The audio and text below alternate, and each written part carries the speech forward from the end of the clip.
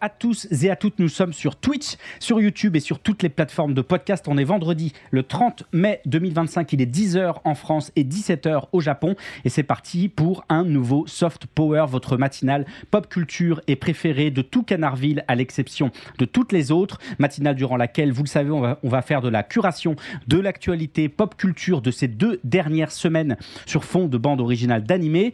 Avant de commencer cette émission, les gens, je tenais à remercier toutes celles et ceux qui sont arrivés avec ma capsule sur le jeu Clair Obscur Expédition 33. Vos commentaires m'ont beaucoup touché, hein, j'en cite quelques-uns.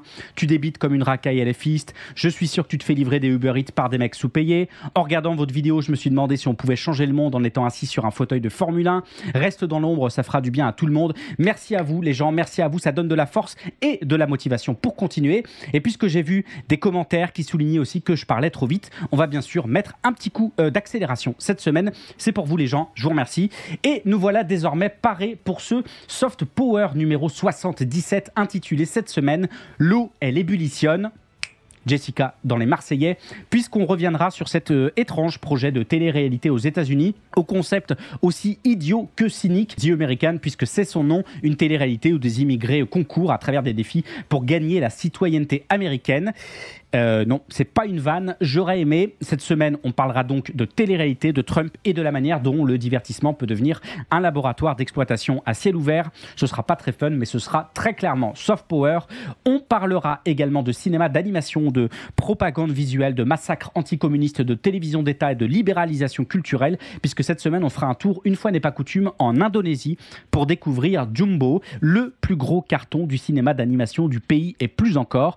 Et vous verrez que là-bas, l'animation est tout sauf un divertissement anodin et que le succès colossal de Jumbo n'est en réalité pas tant la surprise que beaucoup de médias décrivent.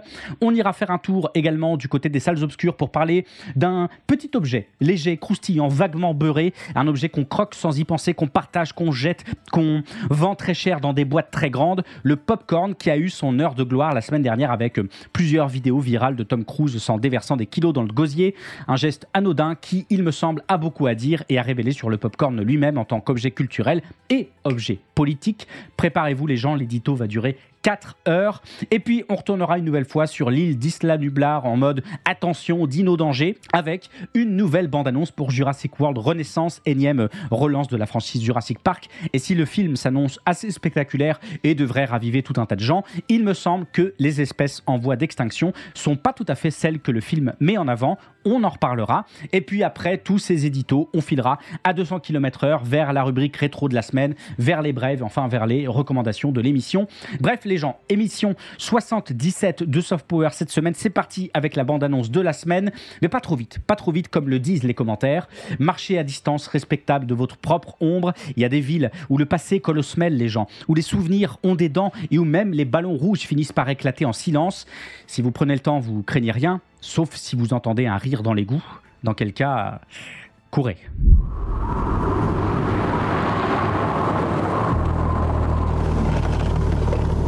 Mon pauvre. Allez, monte avant d'attraper la mort. Dis-nous où tu habites et on te ramène chez tes parents sains et saufs, d'accord ? Je veux pas retourner à Terry. C'est reparti pour un tour en ballon avec ces premières images de Ça, Bienvenue à Derry, une série fantastique vaguement horrifique et basée sur le culte roman Ça de Stephen King de 1986 et plus précisément basée sur les interludes du roman Ça de Stephen King de 1986, des sections du livre dans lesquelles le personnage de Mike Hanlon interviewe d'autres personnages de la ville de Derry justement pour entendre leur propre expérience avec le mystérieux clown tueur de l'œuvre. Bref, Ça, Bienvenue à Derry, c'est une série développée par Andy Muschietti, réalisateur du nul et non avenu The Flash de 2023, en partenariat ici avec sa sœur Barbara Muschietti et Jason Fuchs, tous et toutes impliqués auparavant dans les plutôt chouettes récentes adaptations cinématographiques, ça de 2017 et 2019, le premier étant devenu carrément le plus gros succès pour un film d'auteur rated R. Ça, Bienvenue à Derry, une série à destination de 9 épisodes pour la chaîne HBO et pour la plateforme Max, pour la plateforme Max qui va devenir bientôt HBO Max. Moi, j'y comprends plus rien, je croyais qu'ils en étaient revenus.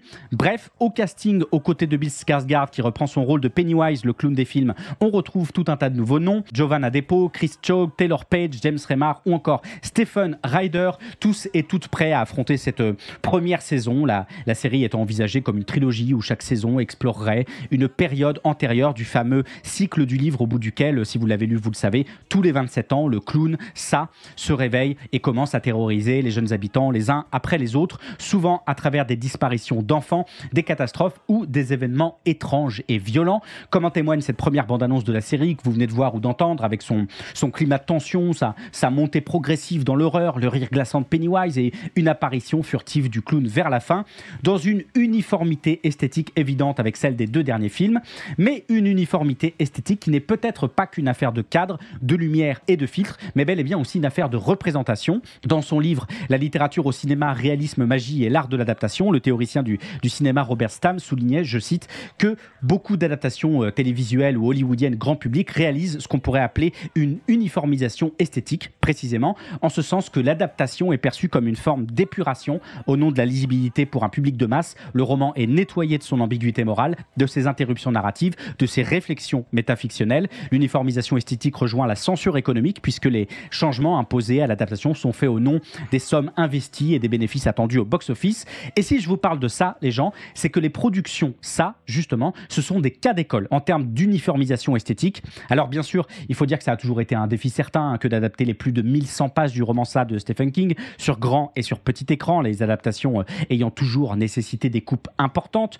La mini-série de 1990 souffrait de contraintes budgétaires et de censure télévisuelle. Les films plus récents, eux, ont bien bénéficié de budgets plus conséquents et d'effets spéciaux plutôt bien foutus par ailleurs, mais au prix d'un processus de production particulièrement long et complexe, plusieurs scénaristes s'y étant cassés les dents avant Andy Muschietti. C'est le cas de Cary Fukunaga qui avait développé plusieurs scénarios entre 2009 et 2015 lorsqu'il n'était pas occupé à harceler sexuellement des femmes sur ses plateaux de tournage et qui était parti en soulignant, je le cite, illustrant au passage cette idée d'uniformisation esthétique: je tentais de faire un film d'horreur non conventionnel, mais il ne correspondait pas à l'algorithme de ce qu'il savait pouvoir produire et rentabiliser sans heurter le public habituel du genre. Je voulais faire un film d'horreur ambitieux avec des vrais personnages. Eux voulaient pas de personnages, ils voulaient des archétypes et des frissons. Bref, une uniformisation esthétique, un lissage général très concret pour les adaptations récentes de ça, à commencer par l'un des changements les plus remarquables, les gens. Si dans le roman de Stephen King, l'histoire se déroule en partie en 1958 et en partie en 1985, les mêmes personnages étant montrés enfants dans les années 50 et adultes dans les années 80. Les films d'Andy Muschietti se déroulent, eux, respectivement, en 1989 et en 2017, leur permettant ainsi de rejoindre d'autres productions récentes avec des enfants protagonistes qui célèbrent les années 80. C'est Stranger Things en tête, c'est aussi SOS Fantôme l'héritage, c'est Paper Girls, etc. Super idée, les gens, sauf que le passage des années 50 aux années 80, puis aux années 2010, c'est pas neutre. En remplaçant la décennie d'origine par une autre, on ne fait pas qu'actualiser des coupes de veuches ou des références culturelles, on déplace aussi le rapport à l'histoire, à la mémoire collective, à l'idéologie. Dans le roman de Stephen King, les années 50 sont pas seulement un décor nostalgique, c'est le symbole d'une Amérique post-Seconde Guerre mondiale, paranoïaque, blanche, normative, celle des débuts de la guerre froide et des banlieues pavillonnaires en pleine expansion. Un cadre qui donne un sens particulier à la terreur de ça, celle d'un mal ancien, tapis dans les fondations même du rêve américain. En déplaçant la temporalité, les films et désormais la série opèrent une réduction considérable des dimensions historiques et politiques pourtant omniprésentes dans le roman original. Là où le livre de Stephen King mobilise en parallèle une mémoire historique quant aux violences domestiques, au racisme, à l'homophobie, au climat politique de l'époque, et une mémoire de la culture populaire, films, séries, comics des années 50. Les films d'Andy Muschietti, eux, les lissent, les simplifient ou pire, les neutralisent. Dans le livre, l'horreur ne commence pas par le monstre, elle commence à la maison, comme en témoigne parmi d'autres la mort d'Eddie Corcoran, totalement absente des adaptations récentes. Dans le livre, Eddie et son frère sont battus par leur beau-père jusqu'à ce que ce dernier tue le plus jeune avec un marteau. Eddie, traumatisé, fuit le domicile et tombe sur Pennywise, le clown, qui prend l'apparence de son frère mort et du monstre du film L'étrange créature du lac noir de Jack Arnold de 1954. Une scène incroyable qui concentre ce que Stephen King sait faire de mieux, faire coexister l'horreur surnaturelle et l'horreur bien réelle, sociale, humaine, où le monstre n'est que l'écho d'un monde déjà détraqué. Même logique avec la mort d'Adrian Mellon, jeune homosexuel sauvagement agressé avant d'être tué par le monstre. Celle-ci est dans le film, mais dans le livre, avant d'être jeté du pont qui va le mener à sa fin funeste, il va carrément être poignardé à plusieurs reprises. Ici, l'horreur ne vient pas tant du monstre que de l'homophobie ordinaire et meurtrière des habitants de Derry. Ce que révèle la ville de Derry, les les gens. Dans le livre, c'est l'Amérique de Reagan, celle de la haine, celle des violences invisibles, celle de la mise à mort sociale des marginalisés. Dans ça, Stephen King décrit une ville gangrénée par la haine, l'indifférence et la violence, pas seulement celle du monstre, mais celle des humains, des parents maltraitants, des flics corrompus, du racisme quotidien, de l'homophobie meurtrière, des horreurs ordinaires, invisibles aux yeux des adultes, tolérées, voire encouragées, le surnaturel ne faisant que les amplifier et les rendre visibles. Le monstre ça prenant alors la forme de peur collective, et le mot est important, les gens, de peur collective et se nourrissant de leur déni. Ce que montre la ville de Derry, c'est l'envers de cette Amérique réganienne triomphante, une société qui valorise l'ordre, qui valorise la famille, qui valorise le capitalisme, tout en laissant pourrir ses marges. Les enfants vulnérables, les minorités, les différents, ils sont sacrifiés dans la différence générale. Ça, c'est le visage monstrueux d'une Amérique qui préfère regarder ailleurs. Et quand je vous dis ça, les gens, c'est même pas une surinterprétation, c'est écrit noir sur blanc dans le bouquin, comme lorsque le personnage d'Adrian Mellon et son compagnon Don ont ce dialogue alors qu'ils envisagent de quitter la ville à cause de la haine qui s'y déverse. Je cite Don: toutes les villes d'Amérique ont leur quota de haineux. On vit à l'époque de Ronnie Moron et de Phyllis Housefly. Ronnie Moron et Phyllis Housefly, les gens, faisant alors directement référence à Ronald Reagan d'un côté et Phyllis Housefly de l'autre, une lobbyiste conservatrice américaine de renom, connue pour ses positions ouvertement anticommunistes, antiféministes et anti-avortement. Et ça, sans parler aussi de ce qu'on trouve dans l'œuvre, à côté, à travers le spectre du sida ou de la paranoïa anti-communiste, justement. Mais dans les films, le monstre est un pur artefact esthétique, un clown nostalgique, plutôt qu'un révélateur des terreurs collectives d'une époque. En transposant l'enfance des personnages à la fin des années 80, les films de Muschietti et bientôt la série s'aligne sur une vague rétro qui célèbre les années Reagan comme s'il s'agissait d'un âge d'or pop, alors même que celle-ci était décrite dans l'œuvre originale comme une période de contre-réforme sociale, de montée du néolibéralisme et de criminalisation accrue des minorités. Dans les films, que ce soit dans les années 80 ou en 2017, les personnages vivent dans un vide historique, un éternel présent néon et ironique. On parle plus de refoulement collectif, mais de trauma individuel. On parle plus d'un mal politique tapis sous la surface d'une ville, mais d'un clown démoniaque qui prend la forme d'un même. On retire à l'œuvre ce qui faisait d'elle une œuvre de mémoire, faisant de ça avec une majuscule un petit ça en minuscule. Bref, ça, les gens, c'est plus vraiment ça. Et contrairement au titre de cette nouvelle série qui devrait arriver dans le courant de l'année, il n'a jamais été question dans cette adaptation récente et à aucun moment de revenir réellement dans la ville de Derry. Oh, Jumbo. Kamu tuh gampang mungkin menang lawan kita. Aduh, gendut. L'Indonésie, les gens, ces magnifiques plages de Bali, ces douces rizières d'Ubud, ces temples majestueux de Borobudur, ces mystérieux dragons de Komodo, ces lois antisyndicales, ces anciens généraux recyclés en démocrates, ces pogroms anticommunistes jamais reconnus, ces nationalistes 2.0 et ces papous toujours colonisés. Ah, l'Indonésie, les gens, terre de contraste et peut-être bientôt aussi terre d'animation, comme en témoigne depuis quelques semaines déjà l'invraisemblable succès autant commercial que critique de Jumbo, dont vous venez de voir ou d'entendre la bande-annonce. Jumbo, film d'animation indonésien réalisé par Ryan Adriandi sur un scénario coécrit avec Widya Arifanti. Jumbo, film d'animation qui dépeint les aventures de Don, un orphelin de 10 ans régulièrement brimé par ses camarades, des aventures qui se révéleront être magiques après que Mary, une mystérieuse fée, lui demande de l'aide pour retrouver ses parents, le tout dans un film qui nous parle d'amitié, de confiance en soi et de tout un tas d'autres mots du dictionnaire pour un projet colossal pour le pays puisqu'il a nécessité 5 longues années de développement et plus de 400 créateurs et créatrices locaux. Un projet qui a trouvé son aboutissement avec sa sortie en salle en Indonésie le 31 mars dernier. Sauf qu'à ce niveau, les gens, ce n'était plus une sortie, c'était un plan de relance. 1 million d'entrées en 7 jours, 2 millions en 11 et désormais plus de 10 millions. 10 millions d'entrées qui font tout simplement de Jumbo, évidemment, le plus grand succès pour un film d'animation indonésien de l'histoire et de très loin dans un pays où les meilleurs succès jusqu'alors dépassaient à peine les 700 000 entrées, faisant du film aussi le plus grand succès pour un film d'animation en Asie du Sud-Est tout court, ça mange pas de rôti, mais aussi à 190 000 voix près à l'heure où je vous parle et probablement pour très bientôt le plus grand succès pour un film indonésien tout court. Bref, une gifle au box-office d'une intensité comparable à celle qu'on pourrait mettre à la sortie d'un avion. Et il faut dire que le chemin fut long, très long, avant qu'un succès comme celui de Jumbo soit ne serait-ce que rêvable en Indonésie. Et pour bien comprendre ça, les gens, préparez votre martabak manis à remonter le temps. Je vous emmène en Indonésie au sortir de la Seconde Guerre mondiale. À l'époque, l'ancienne colonie néerlandaise proclame son indépendance en 1945 après plus de 3 siècles de domination coloniale. Le pays entre alors dans une période turbulente marquée par la présidence de Sukarno, figure de lutte anticoloniale dans un tout premier régime post-indépendance, un régime caractérisé par un nationalisme fort, par un soutien du Parti communiste indonésien, comme ça se fait beaucoup à l'époque, et par une politique culturelle engagée, notamment contre l'impérialisme. Et c'est dans ce cadre que vont être produits des premières bribes d'animation, notamment sous l'égide de Dukut Endronoto, un animateur envoyé par le président fraîchement installé aux États-Unis pour apprendre l'animation directement dans les studios Disney, avant de revenir quelques années plus tard produire au sein de la Société cinématographique nationale et de la télévision de la République d'Indonésie un premier court-métrage d'animation de propagande dont il reste malheureusement aujourd'hui plus aucune trace. Les seules traces d'animation indonésienne de l'époque étant alors cantonnées à quelques éléments graphiques marginaux, des cartes animées, des génériques illustrés, dans des films d'État. Et pour cause, à l'époque, aucune industrie locale ne se constitue. L'animation, comme le reste du cinéma par ailleurs, demeure en grande partie dépendante des importations étrangères, notamment japonaises. L'occupation du pays par le Japon entre 42 et 45 s'étant prolongée jusque dans le style et dans la technique de certains supports audiovisuels, et laissant au passage un héritage en matière de structuration centralisée de la propagande visuelle. Quitte à s'inspirer des pires, autant le faire bien, puisqu'il ne s'agit pas à l'époque, les gens, de produire autre chose qu'un art que Sukarno souhaitait, le disait-il, révolutionnaire et national, au service de l'idéologie du Nasacom, nationalisme religieux et communiste, sans pour autant avoir ni les moyens financiers, ni les moyens humains.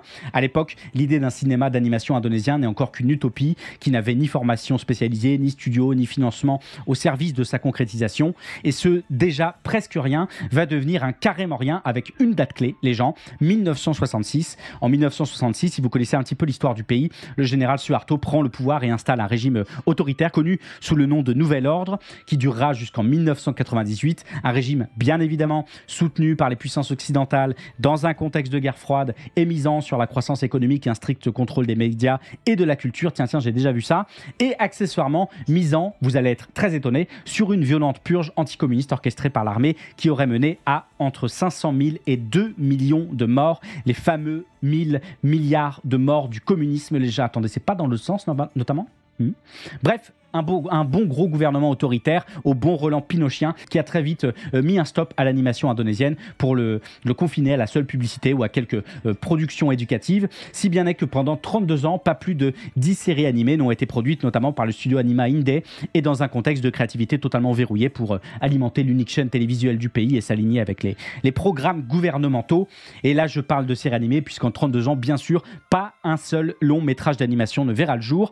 A fortiori qu'en 1980, le gouvernement va simplement interdire la publicité à la télévision, perçue comme un vecteur d'influence extérieure incontrôlée, potentiellement immorale, trop consumériste, trop occidentalisée. Une interdiction qui va affecter bien sûr l'ensemble du système au sein de son réseau publicitaire et de ses annonceurs, mais surtout qui va entraîner la disparition des quelques studios d'animation qui en dépendaient fortement, à commencer par le studio Anima Inde que je vous citais à l'instant. Justement, le vide laissé par les séries animées ayant alors été à l'époque en partie comblé par l'import de productions américaines, histoire de changer un peu. Les rares productions indonésiennes subsistantes étant alors l'œuvre d'individus, d'universités, de communautés d'artistes qui se retrouvaient dans des petits festivals qui prenaient ainsi le relais d'un État absent en créant des espaces de visibilité pour des formes émergentes, des festivals comme le Mini-Film Festival de 1973 qui se présentait autant comme des vitrines que comme des contre-espaces hors du marché et de la télévision. Des contre-espaces qui, s'ils précédaient comme souvent historiquement l'infrastructure industrielle, posaient des bases esthétiques, des bases techniques, des bases sociales pour l'avenir d'une culture de l'animation indonésienne.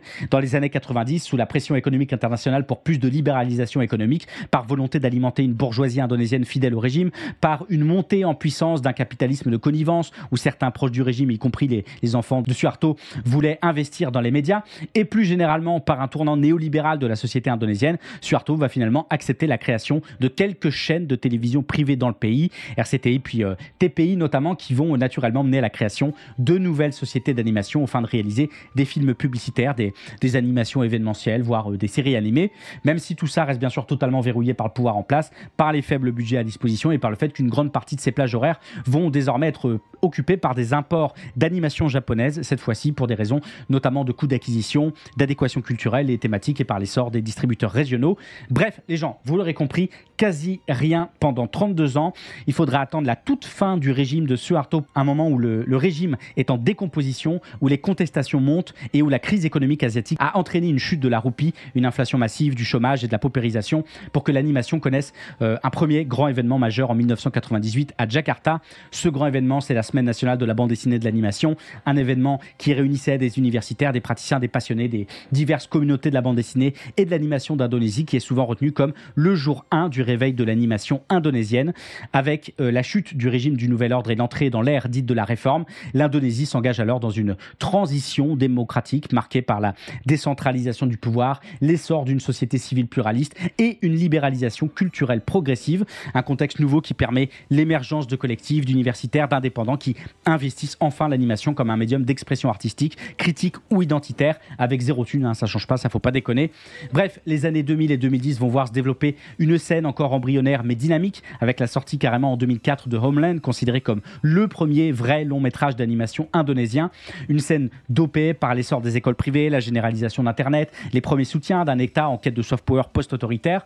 Des studios se structurent lentement à l'intersection entre le secteur éducatif, la publicité, les industries culturelles émergentes. C'est aussi l'époque où l'on commence à parler d'animation comme d'une industrie créative dans le cadre des politiques publiques d'économie numérique mises en avant par les gouvernements post-Suharto. Et c'est principalement les gens dans les années 2010, c'est il n'y a pas longtemps, que l'industrie de l'animation indonésienne va véritablement commencer à se structurer avec l'émergence de studios notables, The Little Giants, Ayana Mandiri Cinema, Kinema Trans Multimédia, qui se distinguent par leur production et leur participation à des projets internationaux, par un soutien gouvernemental accru aussi, hein, bien sûr, le ministère du Tourisme et de l'économie locale, encourageant notamment depuis 2011 le développement de l'industrie de l'animation et reconnaissant son potentiel économique et culturel, mais aussi par le développement de programmes universitaires spécialisés en animation, contribuant à la formation de professionnels qualifiés, par le développement d'événements, de festivals, comme le festival de la BD de l'animation, comme la Popcon Asia, comme l'ID Fest, etc.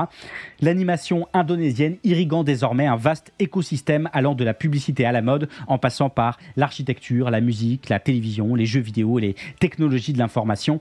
Une transversalité qui fait de cette animation désormais un secteur stratégique du capitalisme culturel local, si bien n'est qu'il n'était plus tant question de se demander si un film d'animation indonésien allait avoir un grand succès en salle un jour, que de se demander quand un film d'animation indonésien allait tout claquer au box-office. Et il n'est pas si étonnant que ça, que ce soit arrivé avec Jumbo en 2025, parce qu'il est le produit déféré de ces politiques publiques, couplé à l'émergence d'une génération de techniciens et d'artistes formés localement, parce qu'il répond à un besoin symbolique croissant, celui d'avoir des récits nationaux produits localement avec des personnages qui ressemblent au public, dans un pays jeune où la classe moyenne urbaine est en croissance et où les récits américains et japonais montrent des limites symboliques, parce qu'il est en phase avec la montée d'un nationalisme culturel soft où les élites encouragent la consommation de produits culturels nationaux, parce que le film a bénéficié à plein de la fluidité, de l'amplification des plateformes numériques désormais bien installées, et parce qu'il répond sans doute aussi à une crise des modèles culturels dominants qui s'essouffle tant en qualité qu'en représentation. On en parle chaque semaine dans Soft Power,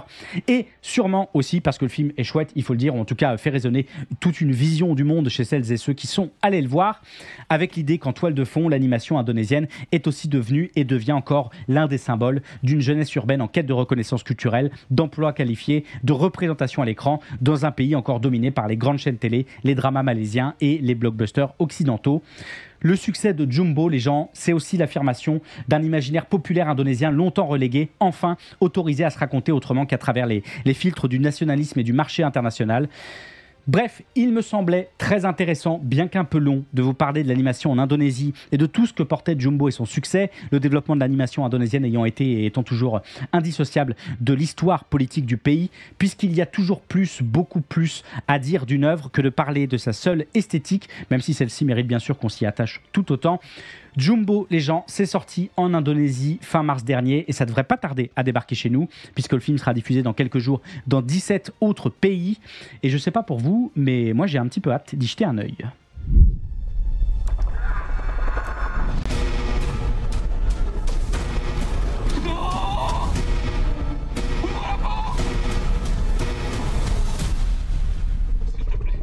Je suis désolée. Vite, ouvre-moi. Dieu crée les dinosaures, Dieu détruit les dinosaures, Dieu crée l'homme, l'homme détruit Dieu, l'homme crée les dinosaures mangent l'homme, la femme hérite de la terre, et Hollywood rachète les droits, évidemment, comme en témoigne cette énième relance de la franchise Jurassic Park que vous avez pu apercevoir à travers cette nouvelle bande-annonce de Jurassic World Renaissance. Jurassic World Renaissance, on en avait déjà parlé un petit peu dans l'émission à l'occasion de Bref de la semaine. Jurassic World Renaissance, 7e volet de la série cinématographique Jurassic Park, inspiré de l'œuvre de Michael Crichton, un film qui fait office de reboot de la franchise Jurassic Park, un film réalisé par Gareth Edwards, déjà derrière Monsters, derrière Godzilla, derrière Rogue One, et ça se voit à ces quelques images, il y a des gigantismes magnifiques dans cette bande-annonce. Un film qui prendra place 7 ans après la chute d'Isla Nublar, dans un monde où les dinosaures s'éteignent peu à peu, mais alors que la scientifique Zora Bennett, incarnée par Scarlett Johansson, est envoyée sur l'île pour récupérer l'ADN des derniers géants, elle y croisera un père naufragé, ses enfants, mais aussi un dinosaure mutant que personne n'aurait jamais dû réveiller. Et oui, les gens, totalement Scarlett Johansson aux côtés de Mahershala Ali, de Jonathan Bailey, de Rupert Friend, de Manuel Garcia Rulfo pour ce bien chouette casting. Un casting qui va être bien sûr éclipsé par le vrai casting du film. Vous le savez, ces créatures fascinantes, autrefois omniprésentes sur les plateaux, reconnaissables à leur regard perçant derrière leur cornée embuée et capables de rester accroupis des heures dans l'attente de trouver leur proie, les paléontologues, puisque pendant qu'Hollywood ressuscite les dinosaures, le réel, lui, est en train d'éteindre ceux qui les étudient, comme en témoigne l'étude intitulée « L'emploi en paléontologie, état des lieux et tendances aux États-Unis », publiée il y a 2 semaines dans la revue scientifique Paléobiologie, éditée par Cambridge University Press, une étude commandée par la Paleontological Society, qui avait formé en décembre 2021 un comité ad hoc sur l'emploi pour précisément évaluer la situation professionnelle des paléontologues, en particulier pour les débutants. Et les résultats sont aussi réjouissants qu'un brachiosaure sous-tranquillisant, en ce que l'étude met en lumière une baisse significative des postes académiques permanents en paléontologie aux États-Unis, un déclin du financement fédéral pour la recherche paléontologique, ainsi qu'une diminution du nombre de membres professionnels dans les sociétés savantes, malgré un intérêt public et étudiant toujours aussi fort pour la discipline. Plus concrètement, les gens, c'est simple, le nombre de départements universitaires américains employant de paléontologues a chuté de 23% entre 2007 et 2022. Les universités d'élite comme Brown ou Dartmouth n'ont tout simplement plus de paléontologues attitrés. Le nombre de spécialistes de la paléontologie invertébrés dans les grandes universités a été divisé par 2. Les départs à la retraite ne sont pas remplacés, parfois parce qu'on gèle les embauches, souvent parce qu'on ferme les départements. Et quand vous trouvez du taf, c'est pas beaucoup mieux. Les postes de type assistant professeur se font de plus en plus rares, pendant que les non-titulaires, les vacataires, les post-docs à durée limitée se multiplient. Plus de 70% de l'enseignement supérieur américain est aujourd'hui assuré par des précaires, et la paléontologie ne fait pas exception. Même le soutien des sociétés savantes s'érode, la Paleontological Society ayant perdu 30% de ses membres professionnels depuis 2007. Et pourtant, la paléontologie bénéficie d'un prestige médiatique rare pour une science fondamentale. À la différence des disciplines tout aussi essentielles mais invisibilisées, elle brille sur les écrans depuis 30 ans, portée par l'aura spectaculaire notamment de la franchise Jurassic Park, avec ses paléontologues aventuriers charismatiques, mi-chercheurs, mi-survivants, qui affrontent les conséquences d'une science dépassée par son hubris. Tu m'étonnes que des enfants évoluent et veulent encore devenir paléontologues après avoir vu des vélociraptors, que les musées fassent des expos passionnantes en profitant de l'engouement, et que chaque nouvelle découverte paléontologique trouve sa place dans les colonnes du National Geographic ou de The Guardian. Oui, sauf que ça ne suffit pas. Entre cette image héroïque popularisée par Spielberg et la réalité concrète du métier, il y a un gouffre aussi large qu'un crâne de Triceratops. Comme le précise également l'étude que je vous citais plus tôt et que je vous mets bien sûr en description, la surproduction académique atteint des niveaux jurassiques sans que le terrain ne puisse suivre. Le groupe Facebook Unemployed Paleontology Support Group compte aujourd'hui 2400 membres. La recherche publique, elle, est tributaire d'un financement en berne. Aux États-Unis, le budget de la division dédiée de la National Science Foundation, qui finance une bonne partie de la paléontologie, a stagné depuis 2010 en valeur nominale, ce qui revient à dire en gros qu'il y a 3 ans, on était revenu au niveau de financement de 2008, en pleine crise financière, oui. Bref, on est très très loin du rêve à la Alan Grant. Alors, bien sûr, l'étude propose des solutions pour tenter d'endiguer la situation, mais celle-ci ressemble davantage à des mesures palliatives, voire symboliques. Centraliser les offres d'emploi, oui, ça va nous aider, ça. Mieux informer les étudiants sur les débouchés hors du monde académique, faites autre chose que de la paléo, je sais pas moi. Valoriser la diversité des parcours. Ouais, ok. Merci, monsieur Macron, merci beaucoup. Ah, c'est peut-être pour ça que ça s'appelle Jurassic Park Renaissance. Bref, des solutions plus symboliques qu'autre chose, alors qu'il me semble que de recréer de l'emploi public stable, hors de la logique de rentabilité, de syndiquer les précaires, de mutualiser les luttes, d'exiger des financements durables pour la recherche fondamentale, de travailler à démarchandiser la science, de sortir du court terme, de redonner du sens au travail scientifique, bref, de politiser la question, ce serait des portes à prendre bien plus riches en possibilités concrètes, tout simplement, parce que défendre la paléontologie, c'est aussi défendre une certaine idée de la science, du temps et du bien commun, et c'est tout le paradoxe de ces films Jurassic Park, qui sont autant des outils de vulgarisation extrêmement puissants que des récits qui mettent en scène une science fantasmatique, déconnectée des réalités du terrain, une science sans chercheurs, une science sans subvention, une science sans publication, une science muséifiée, et visiblement ce Jurassic World Renaissance qui débarquera en France le 4 juillet prochain, lui n'en a plus rien à faire, puisque la scientifique héroïne protagoniste ici aura des gros guns pour mitrailler absolument tout ce qui bouge. Renaissance, les gens, effectivement. Sauf que la paléontologie, elle n'a pas besoin de renaissance, elle a besoin de postes, elle a besoin de labos, elle a besoin de salaires décents, d'un État qui assume autre chose que le rôle de distributeur de subventions en voie d'extinction. Elle a besoin qu'on la sorte des musées et des écrans pour la remettre au cœur du commun. Et il faut le faire maintenant, parce que si on continue à remplacer la politique par du bruit, il y a bien un gars dans quelques années qui va arriver et qui nous dira auriez-vous projeté d'avoir des paléontologues dans votre parc à dinosaures? Eh oh, eh oh. Let's move on to this next topic, which is funny. People are popping off at the way Tom Cruise eats popcorn. Now, this video of Tom giving it his all at the Mission Impossible Fallout premiere in London has gone viral. Ça, les gens, c'est un popcorn, une graine de maïs très particulière avec une coque dure et étanche. À l'intérieur, il y a de l'amidon et un petit peu d'eau. Quand on chauffe la graine à environ 180 degrés, l'eau devient vapeur et la pression monte jusqu'à ce que la coque cède d'un coup. C'est à ce moment-là que l'amidon gélatinisé se dilate, se solidifie en refroidissant et forme cette mousse blanche soufflée que vous pouvez voir à peu près sous le caramel et qu'on appelle popcorn. Bref, ça les gens, vous savez déjà, c'est pas sorcier.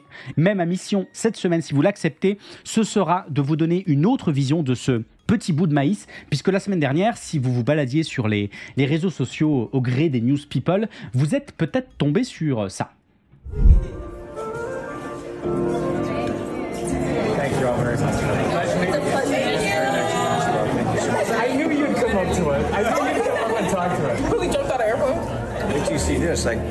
Hang, look at that. That's real. That's insane. That was fun. And that's nothing compared to what it should be. So this is the last one. Oh, the final. I don't want to see. I'll watch your movie at 40X. It's going to shake you up. Ça, c'est un tweet du compte officiel de Mission Impossible publiant une courte vidéo de Tom Cruise discutant avec des employés d'AMC lors d'une projection du tout dernier Mission Impossible. Et alors qu'il discutait du prochain film et de ses cabrioles en deltaplane, Tom Cruise descend en flèche un seau de popcorn de la même manière que sur une autre vidéo qui avait fait le buzz aussi quelques heures plus tôt et où l'on voyait le bonhomme manquer de se prendre des pains dans la tête, décidément c'est à la mode, à chaque popcorn qu'il se catapultait dans sa bouche. Et tout ceci n'a rien de surprenant en fait, puisque déjà en 2023, on avait eu le droit à ça. I love my popcorn. Movies, popcorn. Bref, c'est dire à quel point Tom adore le popcorn, sauf que vous imaginez bien qu'il y a un petit peu plus à en dire que le simple relais de ce qui a été et encore manifestement un élément de communication. Mais pour bien comprendre tous les enjeux qui se cachent derrière une vidéo si triviale en apparence, il va falloir que je vous emmène faire un petit bout de chemin avec moi, les gens, et avec lui. Lui, pour celles et ceux qui écoutent l'émission en podcast, c'est le popcorn, dont les premières variétés anciennes de maïs pop apparaissent probablement très tôt, 4-5 000 ans avant notre ère, issues de mutations naturelles avantageuses. 4-5 000 ans avant notre ère, ça remonte un peu, mais il faudra attendre les années 2000 avant notre ère pour que ces mêmes variétés domestiquées indépendamment au Mexique, au Guatemala et au Honduras se diffusent en Amérique du Sud, où elles se diversifient alors pour s'adapter à une grande variété de climats. Ces siècles-là, le maïs devient rapidement l'aliment de base de nombreuses sociétés mésoaméricaines, chez les Mayas, chez les Zapotèques, chez les Toltecs et puis chez les Aztèques. Mais la consommation de cet or soufflé qu'est le popcorn, elle, était particulièrement marginale, celui-ci étant principalement utilisé pour la symbolique liée à l'explosion du grain. On faisait même, les gens, des danses du popcorn. Ça devait ressembler à un truc comme ça, j'imagine. Je ne sais pas. Et si je vous précise en Amérique du Sud, c'est qu'en Amérique du Nord, qui nous intéresse aujourd'hui tout particulièrement, l'implantation du maïs reste lente, très lente, et il faudra attendre à partir de là encore 2500 ans pour qu'il se stabilise dans les écosystèmes du Nord-Est. Et même à ce moment-là, le popcorn circulait alors très peu en raison du climat et des variétés culturelles, sa consommation demeurant très marginale là aussi. On n'avait pas vraiment le popcorn apéro, mais on avait le popcorn festif, on avait le popcorn ornemental, on en faisait des colliers, on en faisait des boules sucrées. Mais là où l'on va réellement réentendre parler de popcorn aux États-Unis, c'est à la fin du 19e siècle, alors que se construit l'un des mythes fondateurs les plus célèbres autour du maïs soufflé, celui de sa supposée offrande aux colons par les autochtones lors du premier Thanksgiving, soi-disant au XVIIe siècle, une légende totalement fictive qui émerge dans le contexte d'une relecture idéologique de l'histoire américaine à l'époque post-sécessionniste, une invention de toute pièce qui participait alors à la transformation de la figure de l'Amérindien, le faisant passer d'un sauvage menaçant à un noble indigène pacifique et généreux. Une invention travaillant à l'époque, vous l'imaginez bien, à tenter de refonder l'unité nationale après la guerre de sécession et à transformer la figure de l'Indien en figure de folklore. Le popcorn se faisant alors aliment fétiche, facile à produire, à faire éclater, métaphore de la transformation, de la fusion des cultures dans une Amérique idéalisée. Subtil les gens, subtil. Et ce, évidemment, alors qu'aucune source historique ne confirme la consommation de popcorn par les colons avant le 19e siècle. C'est ballot, oui, mais c'est pipeau surtout. Mais c'est bien dans ces décennies-là que le popcorn va devenir progressivement une véritable culture populaire menée par la généralisation du maïs dans l'agriculture américaine, par la diffusion des variétés de maïs à éclater par les réseaux agricoles, par sa capacité à s'insérer aussi dans l'économie du spectacle de par sa spectacularité, justement, mais menée aussi par le développement technologique qui va permettre le développement des premières cocottes à popcorn qui vont grandement faciliter la popcornisation du maïs, tout en produisant moins gras, plus propre et qui ne nécessitait plus à l'époque de perdre systématiquement un doigt à chaque fois que vous vouliez grignoter, ce qui est un conquis social pas dégueulasse, ma foi. Dès 1838, le popcorn est mentionné dans des revues agricoles. En 1842, le philosophe et naturaliste Henri David Thoreau le décrit même comme une fleur d'hiver. En 1848 est publiée la première recette connue pour faire éclater du popcorn. Dans les années 50-60, la culture s'intensifie, notamment dans le Nord. Tout ça, c'est des dates que vous pourrez retrouver dans l'excellent livre d'Andrew Smith, Pop Culture, une histoire sociale du popcorn aux États-Unis, qui m'a beaucoup aidé à penser et à développer cet édito et c'est excellent. Livre dont je vous mets évidemment les références en description si vous souhaitez aller plus loin, c'est top. Bref, à cette époque-là, des entreprises apparaissent, des publicités fleurissent et les premières industries naissent. Lors de l'exposition du centenaire de 1876 à Philadelphie, le popcorn devient carrément un symbole festif, national, dont la cuisson devient une scène vivante, envahissante, joyeuse, qui déborde du cadre domestique, puisque déjà, à l'époque, le popcorn n'est pas que de la nourriture, c'est une expérience, une forme de carnaval domestique, et un carnaval désormais portable, avec l'invention à la fin du 19e par Charles Cretors d'une machine à vapeur capable de faire éclater et enrober le popcorn dans de l'huile ou du sucre en pleine rue. En quelques années, et pour toutes ces raisons, le popcorn va se développer et pas seulement dans les palais. Rapidement, ces boules de maïs deviennent aussi des topos littéraires, des poèmes publiés dans Harper's Magazine et dans Good Housekeeping, mettant en scène des couples autour du feu en train de faire éclater du maïs. L'acte de faire du popcorn devenant métaphore subtile, il faut le dire, de la naissance de l'amour, un moment de connivence, d'intimité où l'univers extérieur disparaît. Le popcorn devient également un objet de folklore, désormais élément central des fêtes américaines, en particulier Noël, réinventé pour l'occasion autour de l'enfant et de la domesticité. Le popcorn devient aussi l'objet ludique lors de popcorn parties au début du XXe siècle, dans des fêtes où l'on trouvait des jeux autour de l'aliment, de la décoration artisanale, des activités conviviales. Le popcorn devient aussi aliment de santé, vanté pour sa richesse en fibres, ses effets laxatifs naturels, sa valeur nutritionnelle équivalente à celle du maïs, et poussé par des acteurs de l'industrie comme le magazine Kernel qui voyait là une opportunité marketing majeure. Opportunité marketing majeure puisque le popcorn devient aussi affaire de business, de plus en plus de marques s'engouffrant dans l'aventure capitaliste. Et ce n'étaient pas les seuls, puisque fin 19e et début du 20e, le popcorn, principalement cultivé en petite quantité, souvent dans les jardins familiaux, était considéré comme une activité idéale pour les jeunes garçons, leur permettant de gagner de l'argent de poche tout en apprenant les bases du commerce, une façon de s'inscrire dans l'économie locale et dans des pratiques genrées et générationnelles. Papa, c'est quoi le retour sur investissement de mes popcorn ? Tu es déjà un homme, mon fils. J'imagine. Excellent. Bref, le popcorn, en quelques décennies, s'est imposé comme un produit alimentaire populaire ancré dans des sociabilités rurales et urbaines, à la fois outil d'éducation économique et vecteur de convivialité. En quelques décennies, avec la mécanisation accrue de sa production, celui-ci s'impose alors comme une friandise de rue populaire, bon marché, accessible, une friandise qui rentre alors dans l'espace urbain, une friandise qui devient un produit crucial pour beaucoup de petits vendeurs lors de la Grande Dépression, la grande crise économique des années 30, ventes du fait d'être peu coûteux à produire et donc très rentable. Produit crucial faisant du popcorn évidemment un aliment de crise. Gardez bien ça à l'esprit, les gens permettant à certains de survivre économiquement. C'est à cette époque que des petits propriétaires indépendants de salles de cinéma, souvent en périphérie, vont briser le refus général des exploitants de salles du cinéma de centre-ville qui jugeaient le popcorn sale, trop odorant et indigne du raffinement qu'ils souhaitaient donner à un cinéma encore lourdement influencé par les codes du théâtre. C'est à cette époque donc que des petits propriétaires indépendants de salles de cinéma vont briser ce refus généralisé en installant des vendeurs de popcorn à l'extérieur de leur salle. Et le résultat a été, vous l'imaginez bien, sans appel, en ce que les salles qui toléraient le popcorn faisaient nettement plus de chiffres que celles qui ne le proposaient pas. Et tout le monde s'y est mis, poussé notamment par l'avènement du cinéma sonore qui a permis de baisser l'exigence de silence nécessaire dans les salles pour le cinéma muet. C'est vrai qu'on n'y pense pas. En quelques mois, le popcorn devient alors compatible avec une nouvelle grammaire du cinéma, moins silencieuse, plus immersive, plus sensorielle. Et puis la guerre, les gens, la Seconde Guerre mondiale pour être plus précis, qui marque un nouveau tournant dans l'histoire sociale du popcorn. À l'époque, le sucre est rationné, ce qui frappe de plein fouet les confiseries et bonbons habituellement vendus dans les cinémas. Le popcorn, lui, étant bon marché, rapide à préparer, peu périssable, indépendant du sucre, il devient alors l'alternative parfaite, l'aliment de crise, encore une fois. Et les ventes vont exploser. En 1945, les Américains consomment plus de 1,5 milliard de litres de popcorn par an. C'est énorme. Le cinéma et le popcorn deviennent ainsi un duo insaisissable, non pas par affinité naturelle, mais par nécessité économique et circonstances historiques. La guerre, le rationnement et la crise dessinant une convergence d'intérêts. Rapidement, les exploitants reprennent le contrôle sur la vente de popcorn dans leur établissement. Fini les vendeurs ambulants dans la rue, bien sûr, on les intègre, on les professionnalise ou on les dégage à coups de pied au cul, ça marche aussi.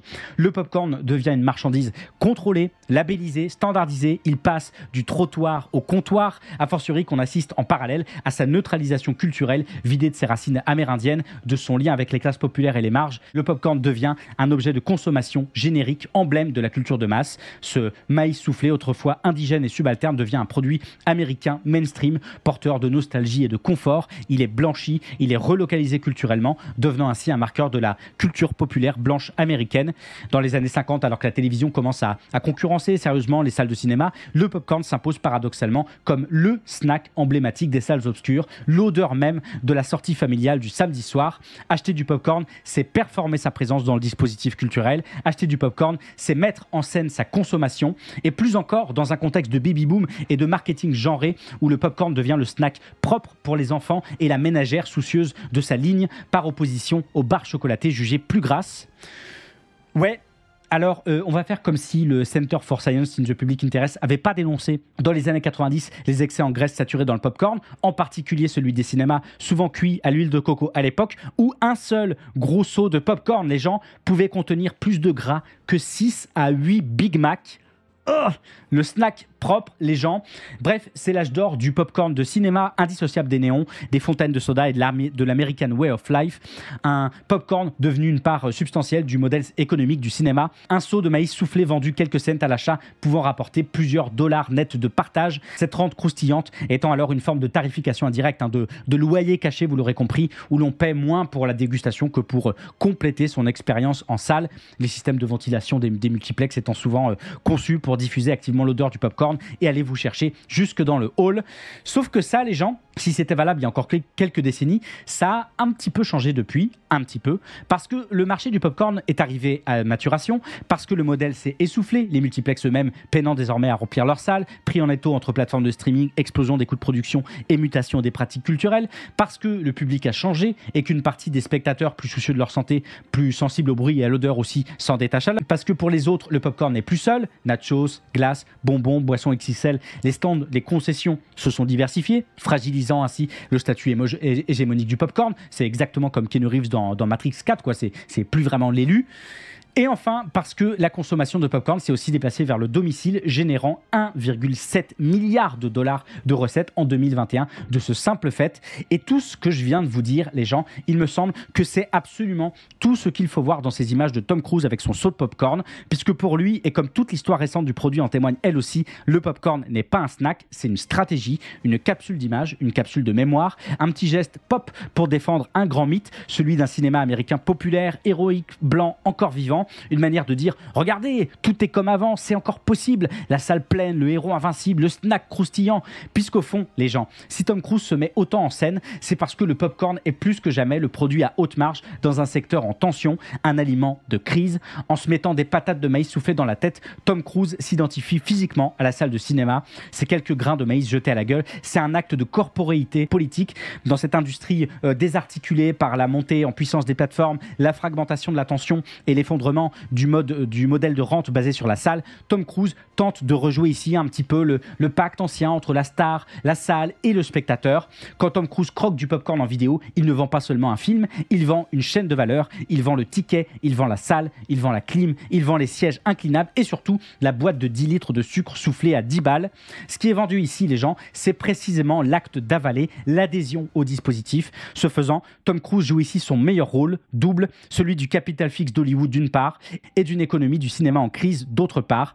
Tom Cruise ne va pas en salle de cinéma, il est la salle de cinéma, il est l'odeur de beurre industriel, il est le bruit de mastication en Dolby Atmos, il est la star, les gens, il est la star qui, pour rester star, doit se faire popcorn. Could winning a game show be the path to U.S. citizenship? Multiple reports say the Trump administration is considering a reality TV game show where migrants would compete for U.S. citizenship.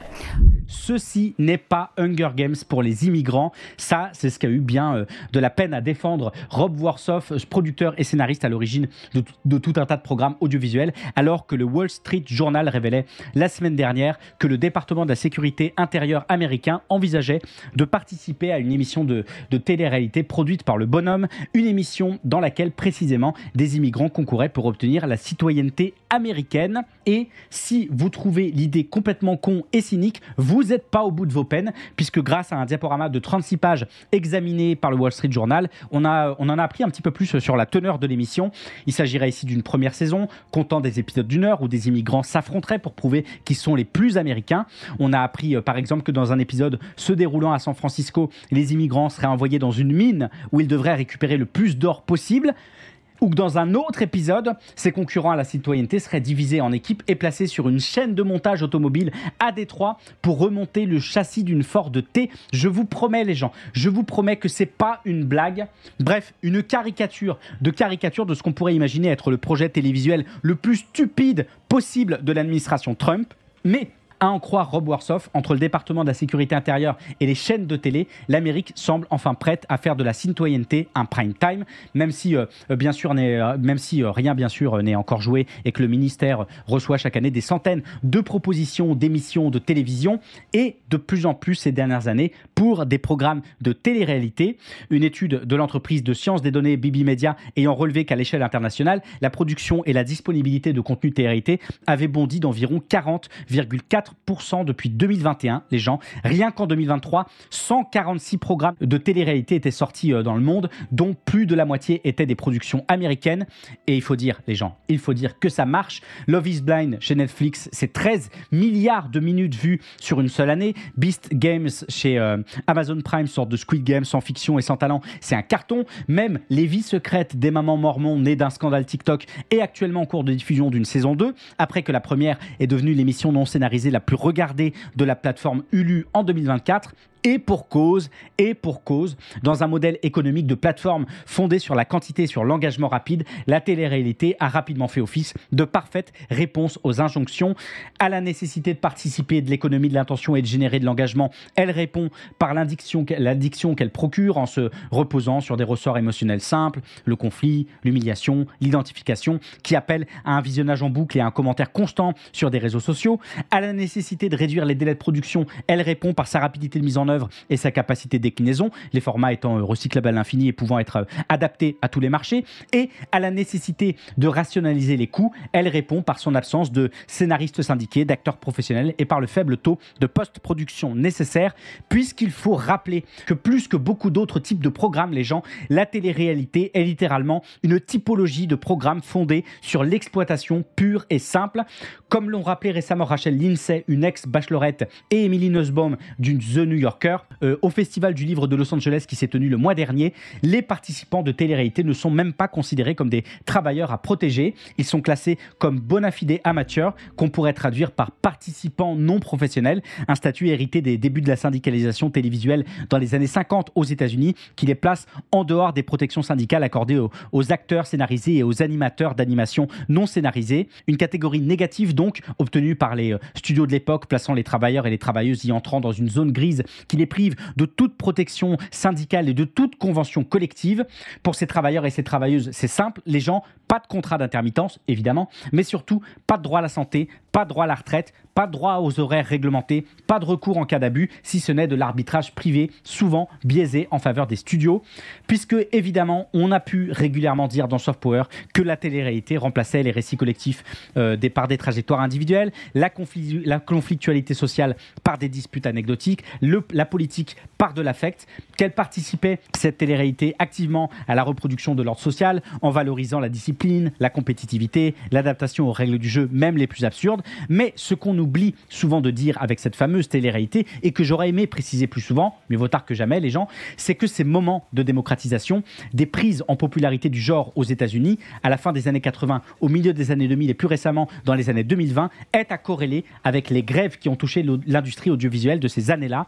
Emily Nussbaum, toujours du New Yorker, parlant carrément de la télé-réalité pour les studios comme d'une arme briseuse de grève, ces derniers ayant souvent instrumentalisé le genre comme outil anti-syndical. Parce qu'il faut bien se rendre compte, les gens, de ce dont on parle. Aux États-Unis, des stars comme les Kardashians, aux salaires pouvant monter à 9 chiffres, font oublier que 90% des candidats et des candidates de ce genre de programme reçoivent en moyenne des allocations de 20 à 30 $ par jour, sans aucun droit salarial classique. Dans Love is Blind, les gens, pourtant une grosse machine, les participants et participantes touchaient là jusqu'à 1 000 $ semaine. Pas mal, me direz-vous, pas mal, mais pour des journées de 20 heures, 7 jours sur 7, ce qui faisait au final moins de la moitié du salaire minimum légal pour 140 heures semaine. Du coup, c'est mal, j'imagine. Une autre plainte fréquente, les gens, autant devant que derrière la caméra, concerne aussi les conditions de travail sur les plateaux de télé-réalité. Au micro du Washington Post, en 2014, un travailleur bossant sur une émission de rénovation d'appartements déclarait, je cite, qu'aucune précaution de sécurité n'était prise, aucune, que l'équipe travaillait par concept dans des maisons complètement délabrées, c'est le jeu, que des gens passaient régulièrement par le sol, que d'autres se blessaient parfois sérieusement et que la moindre plainte était synonyme de renvoi. Un autre travailleur soulignant quant à lui avoir travaillé sur des tournages dans des situations très dangereuses, dans des milieux avec des foules massives, en pleine montagne, etc., sans qu'aucun plan de sécurité ou d'urgence ne soit prévu et sans qu'aucun personnel qualifié ne soit disponible. Et on pourrait parler des programmes où la production ne fournit volontairement pas d'eau aux candidats pendant un certain temps, mais les abreuve littéralement d'alcool. Oui, c'est ça dont on parle, les gens. On pourrait parler de ces émissions de télé-réalité volontairement un peu violentes ou stressantes, à la Fear Factor, à la Survivor, où des psychologues sont présents pour gérer les problèmes de santé mentale développés pendant les tournages, et ce pour 3 séances maximum, les gens. Ah, bonjour monsieur, ah, c'est déjà fini. Allez, force à vous, suivant. Et ça, les gens, sans parler des nombreuses affaires de VSS sur les plateaux de tournage. Bref, le cadre est absolument dégueulasse et je vous ai balayé qu'une fraction du sordide des affaires qui sortent régulièrement. Dans ce cadre, l'exploitation de migrants à des fins de show et de démonstration politique symbolique des fantasmes de l'administration Trump, c'est cruel, oui, c'est stupide, oui, mais c'est absolument pas une anomalie. C'est le cahier des charges, les gens. C'est la continuité d'une télé-réalité comme laboratoire d'exploitation d'un espace d'expérimentation économique mettant en scène la précarisation des corps filmés. La télé-réalité se contentant alors de reproduire, en les rendant visibles et divertissants, les formes d'exploitation que subissent déjà les plus précaires. Que des migrants qui souhaitent obtenir la nationalité deviennent potentiellement un divertissement grand public ne fait que souligner précisément à quel point cette violence est déjà normalisée. Ceci étant dit, il y a un petit peu d'espoir, les gens, puisqu'on a eu ces toutes dernières années des affaires portées parfois collectivement devant les tribunaux. L'affaire Hartwell, notamment. L'affaire Hartwell, c'est celle de Jeremy Hartwell, un ancien participant de la 2e saison de l'émission de télé-réalité américaine Love is Blind, justement.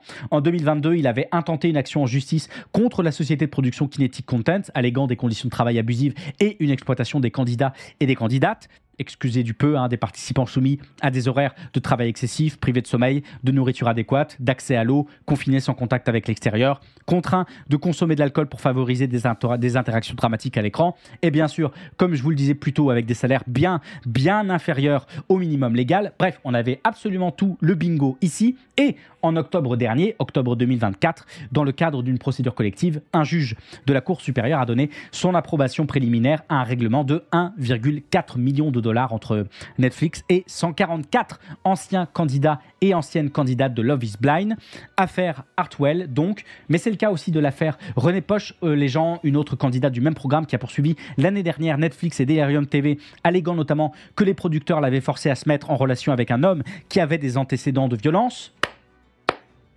Excellent. Le problème, les gens, c'est que lorsque René Poche a parlé de son expérience négative, la société de production a lancé un arbitrage contre elle, affirmant qu'elle avait violé son accord de non-divulgation et a réclamé 4 millions de dollars de dommages et intérêts, révélant ainsi à quel point ce système est aussi foutu que cyniquement rodé. Du coup, il y a fort à parier qu'on ne connaîtra jamais publiquement les conclusions de cet arbitrage. Mais surtout, les gens, au-delà de ces affaires Hartwell et Poche, en décembre 2024, il y a quelques mois, l'énorme National Labor Relations Board, l'agence fédérale indépendante qui protège le droit des salariés du secteur privé à adhérer à un syndicat, s'est emparée du dossier en arguant que tous ces candidats de télé-réalité devaient être classés comme des salariés. Et là, tout de suite, les gens, c'est autre chose. Si cela aboutissait dans les prochains mois et dans les prochaines années, ça pourrait bien créer un précédent et marquer ainsi, comme le précisent de nombreux commentateurs, un changement majeur dans le traitement des candidats de télé-réalité, contraignant les productions à se conformer au droit fédéral du travail. Ce sera évidemment pas le grand soir, mais ce serait une avancée considérable. Les gens, de quoi imaginer de futurs confessionnals de Secret Story un petit peu différents à l'avenir. Ici, la voix. Alors Pierre, comment s'est passée ta semaine ? Ouais, l'ambiance c'est pas ouf depuis quelques jours, vraiment pas ouf. Ça a commencé quand j'ai demandé un jour off. Ensuite, j'ai dit que dormir 4 heures par nuit, c'était peut-être un petit peu chaud. J'ai aussi glissé que bosser 18 heures sans pause, ça ressemblait un peu à du travail dissimulé. Là, les regards, ils ont changé direct, c'est clair, ils me regardent chelou un peu. Je crois qu'ils vont finir par capter mon secret, que je suis syndiqué. Hello, lover. In New York, they say you're always looking for a job, a boyfriend, or an apartment. Dating since I was 15. I'm exhausted. Where is he? Who? The White Knight? Aujourd'hui, nous sommes le 30 mai 2025. Il y a exactement 17 ans, sortait en salle Sex and the City, le film. Sex and the City, le film, une comédie romantique écrite et réalisée par Michael Patrick King, déjà réalisateur, scénariste et producteur exécutif, disons plutôt, de la série Sex and the City pour la chaîne payante HBO. Film Sex and the City qui suivait alors dans le prolongement de la série, précisément la vie new-yorkaise de 4 amis proches, Carrie Bradshaw, incarnée par Sarah Jessica Parker, Samantha Jones, incarnée elle par Kim Cattrall, Charlotte Your Goldenblatt, sous les traits de Christine Davis, et Miranda Hobbs, tenue quant à elle par Cynthia Nixon. Un film pas très intéressant, il faut le dire, et qui se contentait esthétiquement de rajouter un épisode au 93 que comptait la série, ce qui ne l'a pas empêché par ailleurs d'engranger plus de 410 millions de dollars au box-office mondial à l'époque pour un simple budget de 65 millions. Affaire rentabilisée. Et pour celles et ceux qui n'auraient pas connu la série, il faut rappeler à quel point Sex and the City a pu être un phénomène culturel à l'époque. Sex and the City, les gens, c'était le glamour new-yorkais dans toute sa splendeur, un glamour new-yorkais vu et vécu par 4 amies blanches, trentenaires et carriéristes qui parlaient librement de sexe, d'amour et de chaussures à 400 boulasses. Sex and the City, c'était le fantasme d'une vie urbaine où consommer devenait acte de puissance et où liberté sexuelle, humour et mode étaient présentés comme des armes d'émancipation. Au-delà des tonnes de prix remportés par le show, 8 Golden Globe, les gens 7 Emmy Awards et j'en passe, c'est énorme. La série proposait à l'époque une représentation inédite de femmes urbaines et à une époque où ce type de parole féminine était encore marginalisé.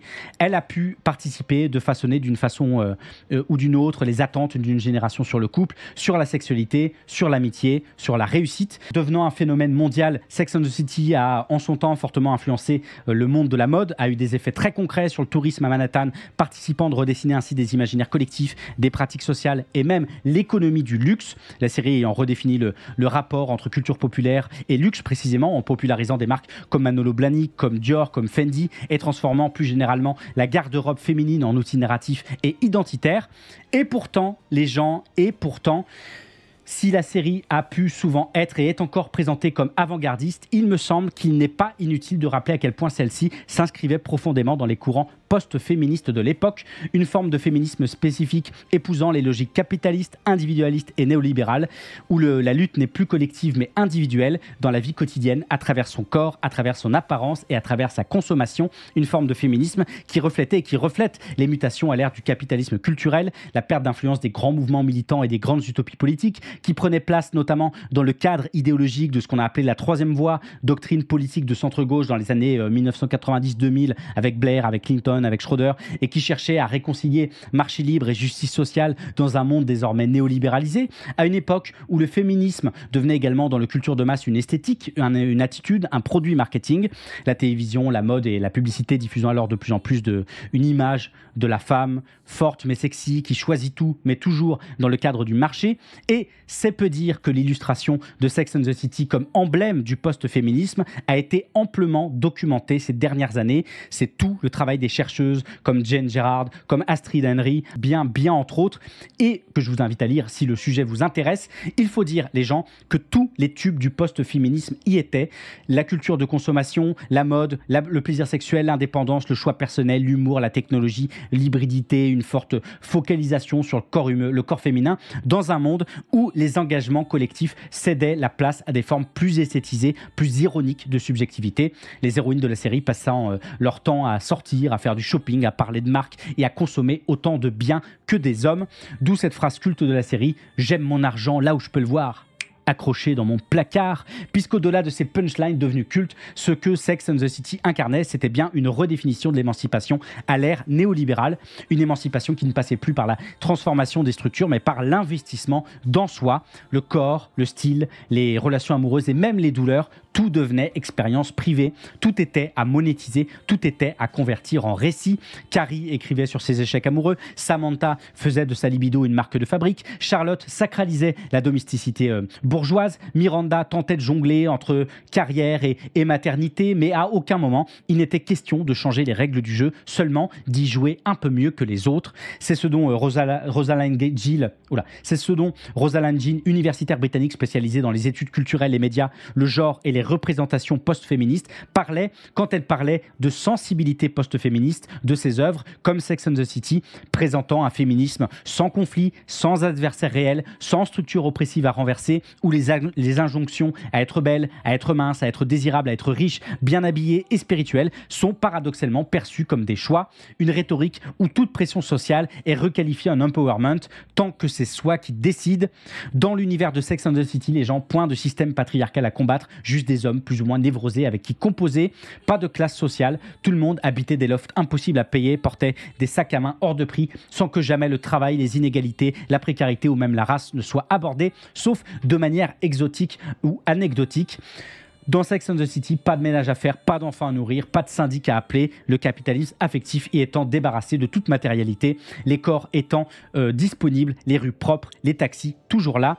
C'était une fiction de la fluidité où les contraintes de la reproduction sociale disparaissaient au profit d'un monde aseptisé qui rendait désirable la ville comme pur espace de consommation émotionnelle, ville qui n'était pas un espace de lutte, mais un parc d'attractions cosmopolite pour CSP+, un parc d'attractions d'entre-soi blanc, aisé, hétérocentré, où la diversité culturelle ne faisait qu'office de décorum exotique, un parc d'attractions comme un miroir tendu à une génération qui voulait croire qu'en s'habillant bien, en couchant librement et en parlant de ses sentiments, elle allait renverser le monde alors qu'elle s'y adaptait juste un petit peu mieux que les autres. Et je m'empresse de suite les gens évidemment de tempérer ce tableau bien noir que je suis en train de dépeindre, en ce que cette série évidemment a pu avoir aussi des effets de bord, plus souvent des effets de rupture, mais plus souvent des effets de bord, en ce qu'elle a aussi permis de faire entendre une parole féminine plus libre sur le sexe, sur le désir, sur les contradictions de la vie amoureuse et professionnelle, en ce qu'elle a permis, lorsqu'elle a mis à l'écran aussi des formes de sororité, d'amitié, de soutien entre femmes qui à l'époque étaient encore plus rares que maintenant dans la culture populaire dominante, ouvrant ainsi sans doute pour beaucoup un espace d'identification et de discussion, y compris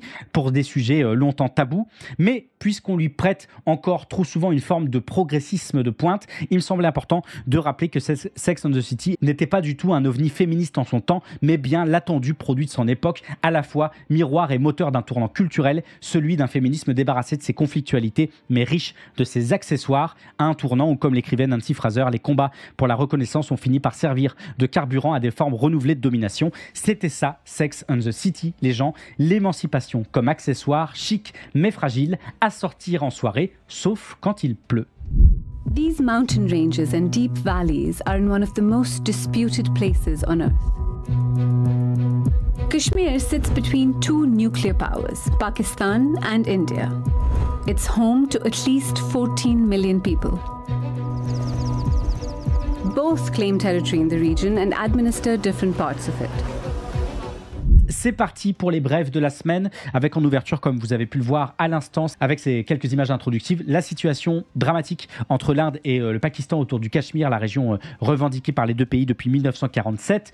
Le Cachemire, territoire nœud où se croisent nationalisme, religion et enjeux géopolitiques. Si vous avez suivi l'actualité, vous aurez sans doute vu que le conflit a été ravivé le mois dernier après un attentat meurtrier à Pahalgam, dans le Cachemire indien. L'Inde avait alors accusé des groupes basés au Pakistan et lancé des frappes en représailles, auxquels le Pakistan lui-même avait répliqué, des échanges qui avaient relancé les tensions autour de la région. Et malgré un cessez-le-feu décrété il y a 2 semaines, le climat reste tendu, nourri par la propagande, la désinformation en ligne et les manœuvres électoralistes internes, évidemment. Et ça, c'était sans compter sur Spotify, YouTube et consorts. Les gens, dans un avis publié début mai, le ministère de l'information et de la radiodiffusion indien a enjoint plus que fortement les plateformes de streaming musical ou audiovisuel à tout simplement supprimer les contenus originaires du Pakistan, et ce en raison de la sécurité nationale. Bien sûr, les gens que les plateformes de streaming ont résisté à cette demande gouvernementale. Jamais, évidemment que non. Bien sûr que non. Elles ont rendu tout indisponible en un claquement de doigts. Et tout ça est allé d'autant plus loin que, comme l'évoque le New Delhi Television, des acteurs pakistanais ont aussi été retirés des affiches de leurs films en hindi. Des déprogrammations de séances se sont faites ci et là, etc. Bref, c'est pas nouveau qu'on parle de ça dans Soft Power. Mais ça fait du bien de rappeler de temps en temps, les gens, que ces plateformes de streaming ne sont jamais neutres, qu'elles sont des intermédiaires dont le modèle même repose sur la plasticité idéologique. Spotify, YouTube et consorts ne diffusent pas des contenus, ils opèrent à des sélections dynamiques, ajustées à chaque zone géographique selon les injonctions politiques, les injonctions juridiques, les injonctions économiques, ce que vous voulez. Ils cherchent autant à maximiser l'accumulation qu'à minimiser les conflits avec les États, adaptant alors leurs offres selon les rapports de force, les marchés, les intérêts politiques, quand bien même il s'agirait de devenir, ne serait-ce qu'un temps, de fait, des instruments de guerre culturelle au service d'un État-nation. Ça pose pas de problème. Bref, ces plateformes ne diffusent pas de culture, elles la conditionnent, opérant comme des douanes culturelles. J'enfonce un peu des portes ouvertes, les gens, mais il me semblait que ça faisait pas de mal de le redire et de le réentendre à l'époque où on croit encore que de telles plateformes portent fondamentalement et par essence des messages qui seraient progressistes, carrément, qui plus est, n'importe quoi. Jeux vidéo, les gens, puisque la semaine dernière, le grand syndicat américain SAG-AFTRA, dont on a beaucoup parlé dans l'émission, a annoncé déposer une plainte pour pratiques déloyales auprès du National Labor Relations Board contre Epic Games, la société derrière le mastodonte vidéoludique qui est Fortnite, après que la société a mis en place un personnage non jouable, Dark Vador, dans le jeu. Un personnage qui avait une petite particularité sonore, puisqu'il avait la voix du défunt comédien historique de Vador, James Earl Jones, voix, vous l'aurez compris, entièrement généré par intelligence artificielle, le personnage pouvant rejoindre ou quitter votre équipe dans le jeu et discuter avec vous via le chat vocal, personnage dont on nous disait qu'il avait été intégré dans le jeu pour soutenir les personnes présentant des troubles de santé mentale dans celui-ci. Ça aurait été super, les gens, s'il n'avait pas passé ses premières journées à insulter absolument tout le monde, si bien est qu'Epic Games a rapidement dû le corriger. Génial, les gens. Bravo, félicitations. Bref, au cœur de la plainte, le fait que Lama Productions, propriété d'Epic Games, n'aurait pas négocié de bonne foi avec les acteurs et les actrices du jeu vidéo couverts par le SAG-AFTRA, en apportant, je cite, des modifications unilatérales aux conditions d'emploi, sans préavis au syndicat, ni possibilité de négocier, en utilisant des voix générées par l'IA pour remplacer le travail de l'unité de négociation. Non, ils n'auraient pas osé faire ça quand même. Bref, les gens, une affaire qui pique fort et qui pique d'autant plus fort que le SAG-AFTRA est toujours en pleine négociation tendue depuis plus d'1 an pour parvenir à un accord sur les contrats pour les artistes de jeux vidéo, puisque tout le monde a l'air d'oublier que certains membres du syndicat sont en grève depuis une dizaine de mois maintenant. Une grève déclenchée, comme le rappelait le site IGN il y a quelques jours à ce sujet, précisément en raison de l'absence d'accord sur les dispositions relatives à l'IA. Rappelez-vous, les gens, on en avait parlé, souvenez-vous, on en rigolait même. Le SAG-AFTRA était l'été dernier même, tombé d'accord sur 24 des 25 propositions contractuelles en discussion avec des entreprises comme Activision, Electronic Arts, Insomniac Games, Warner Bros. Games, etc., etc. 24 sur 25. Et à l'époque, on en rigolait de cette fameuse 25e proposition sans savoir trop laquelle elle était. Et ben voilà, les gens, on a trouvé, ça n'a pas manqué. Bref, une plainte, les gens, qui va être examinée par le National Labor Relations Board et qui pourrait, si elle est suivie, forcer la main à Epic Games pour remédier au problème d'une façon ou d'une autre. Bon, tout ça, ça pourra prendre encore des années et c'est évidemment représentatif une nouvelle fois s'il le fallait, et il ne le fallait pas, que ces IA génératives ne sont pas le futur du travail, c'est son champ de lutte actuel. L'affaire Dark Vador dans Fortnite étant une nouvelle illustration de cette stratégie typique qui consiste à remplacer du travail vivant, syndiqué, rémunéré, négocié par du capital mort pour intensifier l'extraction de valeur. Bref, vous connaissez, affaire à suivre.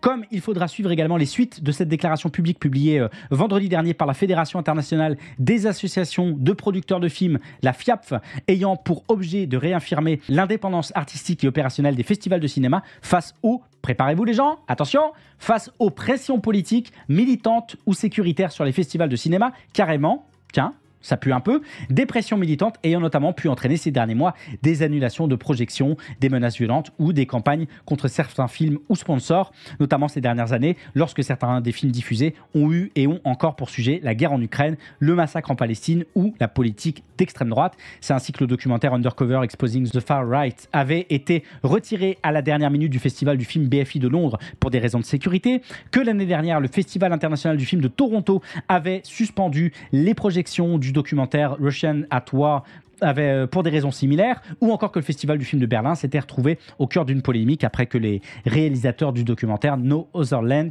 et d'autres lauréats ont condamné les actions d'Israël lors de la cérémonie de clôture de l'événement. Et qu'est-ce que vous voulez que je vous dise, les gens de la FIAPF? C'est politique, en fait, puisqu'il faut redire ce que la FIAPF fait mine de ne pas savoir, c'est que ces champs culturels sont traversés par nature, par des rapports de pouvoir, des hiérarchies, des mécanismes d'exclusion. L'indépendance des festivals a toujours été et est toujours relative. Elle est conditionnée par une économie de la culture marquée à la fois par la dépendance au financement public, souvent conditionnée par des orientations politiques nationales ou locales, et par le recours à des mécènes privés qui n'investissent pas dans ces festivals par pure philanthropie. Ce à quoi il faut également ajouter des logiques diplomatiques, certains festivals internationaux entretenant des liens étroits avec des États, des ambassades ou des opérateurs culturels transnationaux. Bref, le choix d'un film ou son retrait, c'est pas une question purement artistique. La programmation d'un festival est un acte curatorial chargé d'enjeux symboliques, un acte qui légitime certains récits, certaines esthétiques, certaines voix, au détriment d'autres. C'est une opération de hiérarchisation culturelle qui s'inscrit dans des rapports de force historiques entre centre et périphérie, entre art légitime et culture populaire, entre dominant et dominé, et que sais-je. Bref, parler de pression militante, ça revient juste à naturaliser l'ordre existant et à considérer comme neutre un équilibre en réalité construit et historiquement situé. Bref, la déclaration du FIAPF, elle fait comme moi devant cette news. Musique aussi, avec une étude publiée la semaine dernière par la société d'analyse musicale Chartmetric, montrant une diminution considérable de la part des artistes en tournée entre 2022 et 2024, et ce, toutes catégories confondues.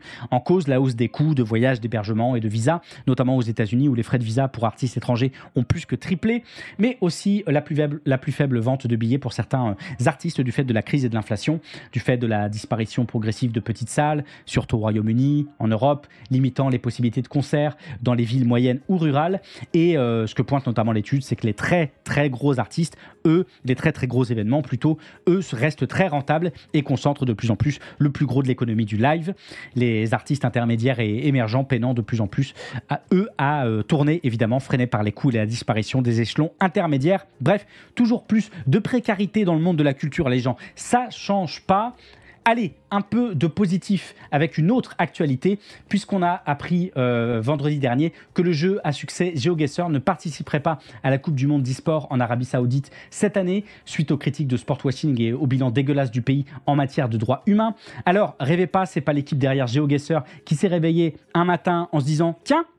Et si on localisait une éthique là, juste ici? Non, surtout qu'elle avait accepté a priori la participation. Non, c'est bien une gronde générale collective menée par une partie des joueurs de GeoGuessr et notamment des créateurs et des créatrices de cartes pour le jeu qui a contraint tout ce beau monde à se retirer, notamment en allant pourrir le Discord et les réseaux sociaux du jeu H24.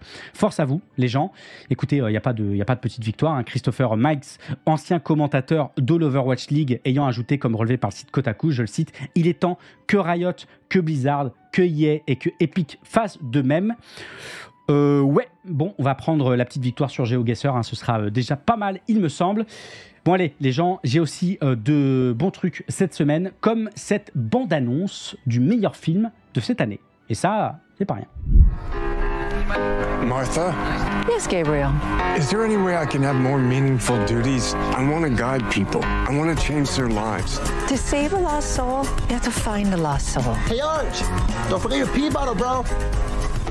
Bon les gens, ça c'est Good Fortune, le premier film du comédien Aziz Ansari, Tom Haverford dans Park and Recreation pour celles et ceux qui avaient regardé. On y suivra Gabriel, ange gardien du budget, incarné par l'ange tout court Keanu Reeves, qui tente de prouver à Arj, un homme malchanceux, que l'argent ne résout pas tout. Mais lorsque la richesse semble effectivement régler les problèmes d'Arj, Gabriel perd ses ailes et se retrouve coincé sur Terre en colocation avec Jeff, incarné par Seth Rogen, tandis qu'Arj prend la place de ce dernier. Bref, ça a tout l'air, vu ces premières images, d'une comédie satirique mêlant humour absurde et critique sociale. On s'en fout, on est là pour Keanu Reeves. En plus, il joue presque pas. C'est vraiment un vendredi, absolument. Et vendredi, les gens, c'est aussi K-pop. Pour le monde entier, vous serez des stars de la pop. Mais en réalité, vous serez bien plus que ça. Vous serez des chasseresses. Ça, les gens, c'est K-pop Demon Hunter. C'est la nouvelle production Sony Pictures Animation depuis Spider-Man Across the Spider-Verse. Et ça se voit. On y suivra les aventures de stars de K-pop le jour et chasseuses de démons la nuit, alors qu'elles devront affronter leur plus grand ennemi, un boys band rival de démons déguisés. Ça a l'air un peu con comme tout, mais la perspective qu'une partie de la bande originale soit interprétée par des stars de la K-pop comme celle du groupe Twice, écoutez, pourquoi pas. J'ai vu si et là que ça vous emballait pas mal, plus que moi en tout cas, mais je relais pour celles et ceux que ça pourrait intéresser. Et pour les autres, les gens, c'est comme d'habitude, il y a les recommandations de la semaine. En plus, quand tu regardes le public qui assiste à ces événements, c'est pas du tout la même proportion. Là, on est vraiment sur quelque chose de très équilibré. Enfin, c'est assez réparti entre les hommes, les femmes, les personnes non binaires. Il y a vraiment un énorme mélange, mais en termes de postes visibles, ça ne le reflétait absolument pas. Chouette recommandation pour bien commencer la liste de cette semaine que cette discussion au micro de Théo Bourriot du journal L'Humanité autour du collectif Fast and Fabulous, cofondé par les streameuses Bloopeux et Jarmou, aussi présenté dans la discussion. Fast and Fabulous, c'est pas juste un nom qui claque, c'est une stratégie, créer un espace sûr, queer, accueillant pour toutes celles et ceux qu'on n'a pas l'habitude de voir en tête d'affiche des marathons de speedrun, avec une volonté claire ici, qu'on arrête de demander d'être la seule run avec des meufs, qu'on prenne au sérieux la nécessité d'une transformation structurelle et la volonté aussi de participer de la création d'un espace inclusif et sécurisé pour les femmes et les personnes non binaires souhaitant faire du speedrun. La discussion porte sur la naissance du collectif, sur leur tout premier marathon 100% non masculin, sur leur happening à Speedon en 2024, sur leur troisième événement Fast and Fabulous à venir les 6, 7 et 8 juin prochains, les gens, sur la question de la représentation et de la mixité dans les événements de speedrun, etc., etc. Pas mal de petites choses intéressantes ci et là en attendant l'événement de la semaine prochaine. Bref, streaming, un milieu face à l'enjeu de l'inclusivité, c'est la première recommandation de cette semaine sur Soft Power. Lien en description. C'est pour ça que je disais que le seul cas, j'ai essayé de m'appuyer sur le seul cas positif. Le seul cas positif, c'est celui des agriculteurs. Oui. Parce que justement, ils trouvent que leur métier est bien représenté, comme Truck Simulator avec les camionneurs, les routiers. Et en fait, il y a un truc où en fait, il y a une fierté de voir son travail qui est bien représenté avec ses vrais outils. Les gens, est-ce que je vous avais déjà dit qu'en France, on avait des émissions en plateau sur le jeu vidéo de grande qualité, entre les émissions d'Origami, de Canard PC et cette émission au jour de play que je vous recommande cette semaine, on se met de mieux en mieux dans la presse ou quasi-presse indépendante. Mais Lex, on a aussi l'émission Le Club de Julien Jour de play, donc, qui cette semaine, notamment en faisant intervenir le streamer journaliste Os Politique pour une discussion sur sa vie, sa pratique du jeu vidéo, mais aussi de parler de la notion de travail et de sa représentation dans le jeu vidéo, thématique qui va traverser toute l'émission, des mécaniques de farm au simulateur de tracteur, en passant par des jeux plus critiques de la thématique comme Going Under ou The Stanley Parable, avec tout ce que ces jeux peuvent révéler de notre rapport au travail, du fantasme du travail manuel, de l'absence d'aliénation, etc. Et les gens, les qualités des séquences de JB Pianiste, si vous ne connaissez pas, c'est ouf. Matez au moins ça, c'est génial, comme le reste de l'émission par ailleurs. Les femmes dans Dragon Ball ont un caractère fort. En effet, un truc qu'on remarque dès le début du manga, c'est que les persos féminins ne se laissent pas faire, et elles ont même plutôt tendance à dominer les hommes. Les femmes kidnappées par Oolong qui font la loi chez lui, Bulma qui tient tête à des persos bien plus puissants qu'elle, Chi-Chi qui a autorité sur Goku et Gohan, Lunch qui est une force de la nature en version blonde, C-18 qui est littéralement plus forte que la plupart des autres hommes, et bien sûr Videl qui a un vrai esprit combattant. Une petite vidéo du camarade Hungry Waifu de temps en temps dans le chat et souvent sur le Discord de l'émission sur les personnages féminins dans Dragon Ball. Est-ce que ça vous dit? Puisque c'est précisément le sujet de sa toute nouvelle vidéo. En passant en revue des personnages que tout le monde connaît, hein, Bulma, C-18, Videl, Hungry Waifu met le doigt sur des patterns qui vont traverser toute l'œuvre du défunt Akira Toriyama, à savoir la relégation des personnages féminins pourtant fraîchement introduits à des rôles passifs, voire leur disparition au fil de l'œuvre, leur caractérisation en tant que femme forte, l'accumulation de scènes plus que problématiques et qu'il était déjà à l'époque, mais surtout, Hungry Waifu met le doigt sur l'inspiration globale de l'œuvre du modèle social japonais des années 70-80, rappelant quelque chose d'évident mais qu'on redit jamais assez, à savoir que Dragon Ball reflète bien les limites et les contradictions d'une époque, de son époque, tout en reproduisant des dynamiques sexistes encore très présentes dans les shonen aujourd'hui. Bref, c'est propre, c'est carré, c'est rapide, c'est donc forcément une recommandation de cette semaine. L'année suivante, ils ont voté une modification de leur constitution leur permettant de mettre en place des aides, des zones pour l'emploi et le développement économique. Des zones indépendantes donc, tel un État dans l'État, avec son propre cadre fiscal, légal et réglementaire, sa propre administration et ses propres lois. Est-ce que vous avez déjà entendu parler des Freedom Cities? Non. Eh bien, vous avez bien de la chance parce que les Freedom Cities, les gens, c'est ce projet dystopique proposé par Donald Trump en 2023. 10 nouvelles villes bâties sur des terres fédérales, supposément libérées des contraintes réglementaires et pensées comme des pôles d'innovation technologique, incluant des voitures volantes. Un projet farfelu qui entre en résonance avec des initiatives déjà existantes comme Prospera, une ville privée implantée sur l'île de Roatán au Honduras, où la régulation étatique est contournée au profit d'une gouvernance privée ultra-libérale, encouragée notamment par des expérimentations médicales controversées. Et si vous pensez que tout ceci n'est que fable, vous risquez d'être surpris. Je vous en dis pas plus puisque c'est précisément le sujet de cette excellente nouvelle vidéo de la chaîne Spleen NLD qui en a fait un bien chouette traitement là aussi. Et vous risquez de bader un petit peu à la fin, je vous le cache pas. Parfait, ça vous rappellera Soft Power et que c'est aussi la dernière recommandation de cette semaine. Et voilà, c'est la fin de ce 77e numéro de Soft Power. Vous pouvez bien sûr réécouter l'émission sur toutes les plateformes de podcast ou en VOD sur la chaîne YouTube Soft Power. Tous les liens des articles, des vidéos, des recommandations dont je vous ai parlé tout le long de l'émission en description. Je vous remercie d'avoir été présent et présente aujourd'hui pour ce 77e numéro de Soft Power, votre matinale pop culture et politique préférée de tout Canardville, à l'exception de toutes les autres.